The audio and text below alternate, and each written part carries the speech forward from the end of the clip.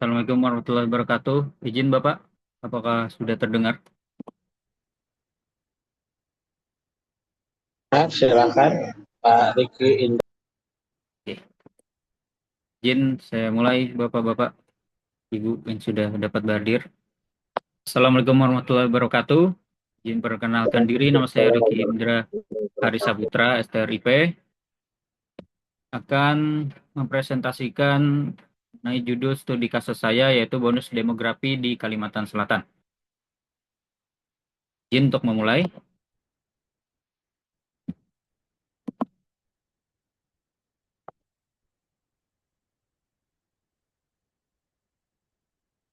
Pertama, untuk abstrak, bonus demografi merupakan kondisi ketika jumlah penduduk usia produktif, yaitu berada pada usia 15 sampai 64 tahun, yang lebih besar dibandingkan penduduk usia non-produktif atau di atas 64 tahun, yang diproyeksikan akan terjadi di Indonesia hingga tahun 2035. Untuk Provinsi Kalimantan Selatan sendiri akan menghadapi tantangan mengenai kualitas SDM-nya, yaitu pengangguran pemudanya, keterampilan yang belum sesuai kebutuhan industri atau mismatch, hingga stunting. Lalu, apa yang hal yang disiapkan pemerintah Provinsi Kalimantan Selatan, yaitu mengenai program wirausaha muda, pendidikan vokasi atau sesuai kejuruan, hingga pelatihan pada balai latihan kerja, dan juga penurunan stunting. Lalu, pendahuluan Indonesia diprediksi akan mengalami bonus demografi hingga 2035. Kalimantan Selatan memiliki peluang besar dan juga tantangan yang serius. Bonus demografi akan jadi peluang bila sumber daya manusianya ditingkatkan dan akan menjadi beban bila tidak ada kebijakan yang tepat. Maka saya merumuskan masalahnya ada dua, yaitu yang pertama, bagaimana potensi bonus demografi di Kalimantan Selatan dapat dimanfaatkan melalui peningkatan kualitas sumber daya manusia, dan nomor dua, apakah kebijakan pembangunan SDM di Kalimantan Selatan sudah efektif menjadikan bonus demografi ini sebagai peluang. Untuk metode penelitian digunakan yaitu kuantitatif dan kualitatif. Data yang saya dapatkan yaitu pada statistik BPS, Badan Pusat Statistik Kalsel, atau analisis yaitu deskriptif kuantitatif, dependensi ratio atau proyeksi usia produktif, dan untuk pendekatan kualitatif, analisis pada kebijakan rancangan pembangunan jangka menengah daerah tahun 2021-2026 Provinsi Kalimantan Selatan, dan tujuannya yaitu mengukur potensi bonus demografi dan efektivitas kebijakan sumber daya manusianya. Untuk analisis data penduduk Kalsel pada tahun 2020 yaitu sekitar 4,07 juta jiwa, yang dimana usia produktifnya sekitar 2,78 juta atau sekitar 68,38% dari jumlah penduduk Kalsel pada tahun 2020. Dan usia produktif di Kalimantan Selatan itu terkonsentrasi atau kebanyakan berada di Kota Banjarmasin dan Kabupaten Banjar. Dan di sana tujuannya dituangkan juga pada rancangan pembangunan jangka menengah daerah Provinsi Kalsel ya pada jangka 2021 sampai 2026, yang juga fokus pada sumber daya manusia yang berkualitas dan juga ekonomi yang merata. Seperti yang kita tahu, rancangan pembangunan daerah itu ada berbagai macam, misalnya saja seperti Renstra, Renja, RPJMD, hingga yang paling atas tuh adalah RPJP atau Rancangan Pembangunan Jangka Panjang. Lanjut, untuk hasil dan pembahasan, fase bonus demografi di Kalimantan Selatan akan capai puncaknya sekitar tahun 2030.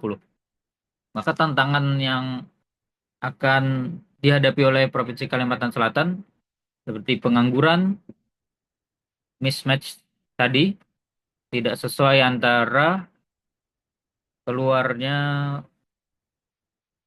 jumlah pekerja dan juga kebutuhan industri. Tidak sama antara keterampilan yang dibutuhkan dan keterampilan yang dihasilkan. Lalu aging population, atau jumlah penduduk usia non produktif akan banyak daripada yang produktif. Maka kebijakan sumber daya manusia di Kalsel seperti memperbanyak eh, pendidikan vokasi atau kejuruan hingga banyaknya pelatihan di balai latihan kerja, pembentukan wirausaha muda, lalu penurunan stunting, dan juga penyediaan lapangan kerja yang sesuai hingga link dan match dengan industri lokal. Dan kondisi di Kalimantan Selatan pada tahun 2020, presentasi penduduk lansianya yaitu 65 tahun ke atas di Kalsel meningkat menjadi 7,84%. Meski ada bonus demografi, peningkatan lansia ini harus diwaspadai karena akan berdampak pada masa mendatang. Jika bonus demografi ini tidak dapat dimanfaatkan, maka angkatan muda kerja yang besar akan berubah menjadi pengangguran massal. Maka akibatnya akan menjadi beban sosial dan ekonomi. Dan juga akan menimbulkan domino efek seperti meningkatnya kriminalitas, biaya bantuan sosial yang tinggi, hingga rendahnya produktivitas dalam berbagai aspek. Bahkan lebih jauh lagi, Kalimantan Selatan akan kehilangan kesempatan atau momentum pembangunannya dan masuk pada fase penduduk yang tidak produktif atau menua, tanpa pernah menikmati keuntungan dari bonus demografi itu tersebut. Jadi kegagalan memanfaatkan bonus demografi ini akan menjadi beban yang sangat berat bagi daerah. Lanjut.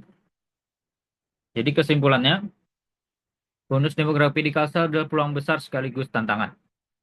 Kebijakan SDM dalam RPJMD 2021-2026 menjadi kunci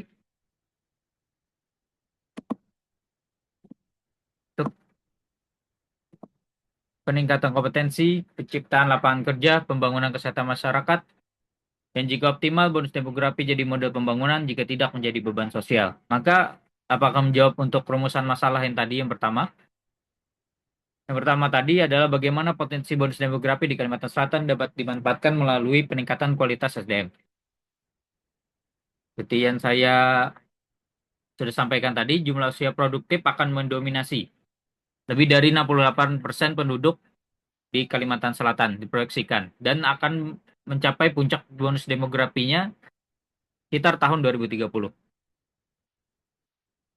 Intinya adalah potensi bonus demografi di Kalsel dapat dimanfaatkan dengan meningkatkan kualitas SDM pada 3 aspek utama. Yang pertama, meningkatkan kualitas hingga pendidikan vokasi dan pelatihan agar keterampilan generasi muda sesuai kebutuhan industri.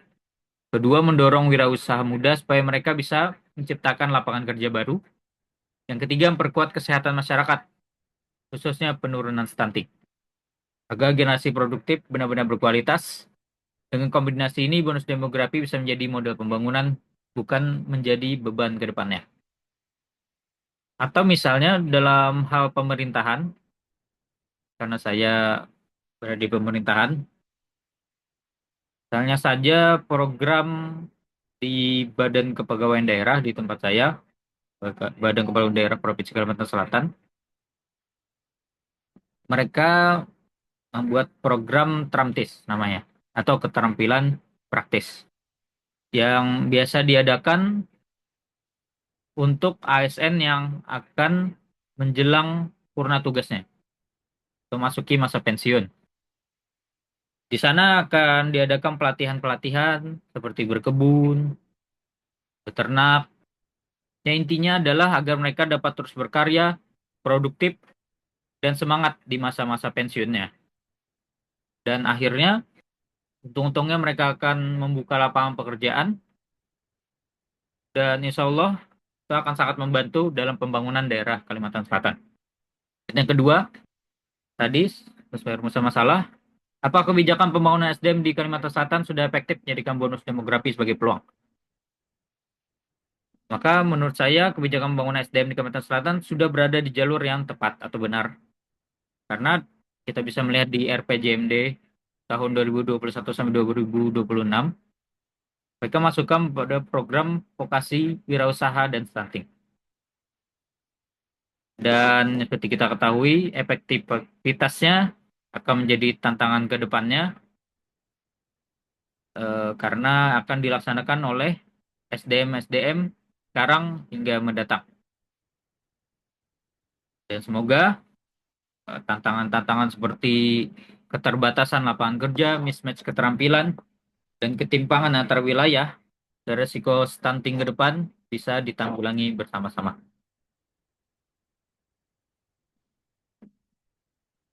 Sepertinya mohon izin itu yang bisa saya sampaikan.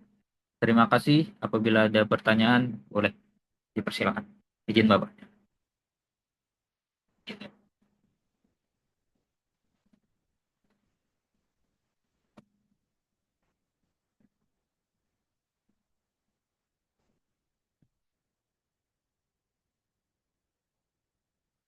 Mohon izin, apakah ada pertanyaan?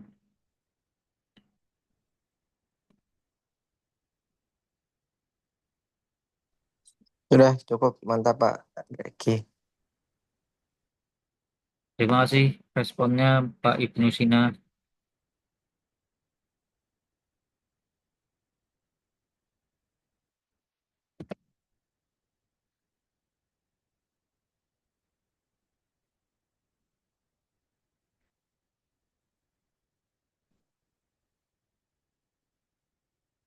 Mohon izin Pak.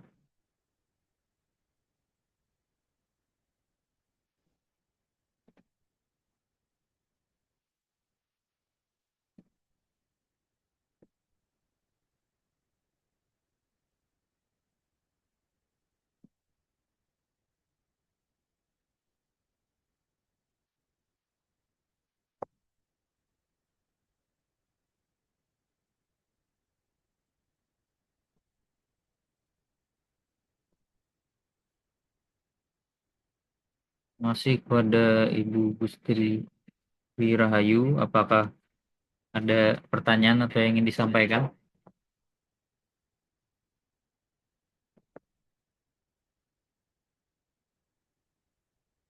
Ya, mohon izin, mungkin kalau tidak ada, terima kasih sudah berhadir. Mohon maaf apabila ada kesalahan karena kesempurnaan hanya milik Allah Subhanahu wa taala. Maka saya akhiri sampai sini. Wabillahi taufiq wal hidayah. Wassalamualaikum warahmatullahi wabarakatuh. Izin Bapak. Waalaikumsalam warahmatullahi wabarakatuh. Ya, terima kasih Waalaikumsalam warahmatullahi wabarakatuh. ke mahasiswa berikutnya yang belum presentasi. Oke, terima kasih. Assalamualaikum warahmatullahi wabarakatuh. Coba salam.